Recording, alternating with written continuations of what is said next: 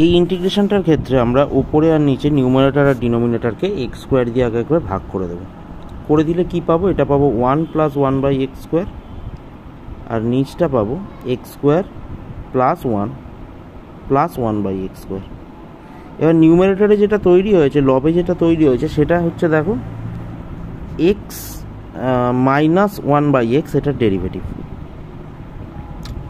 নিচটাকে যদি এই টার্মটার রেসপেক্টেই লিখতে চাই, তাহলে নিচটাকে এটার হোল স্কোয়ার আকারে লিখলাম, তাহলে একটা -2 তৈরি হলো নিচে, x square plus 1/x square ছাড়াও।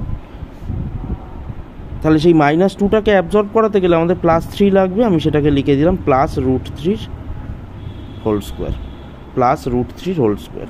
তাহলে ওপরটাকে আমি লিখতে পারবো differential of x - 1/x by এটা।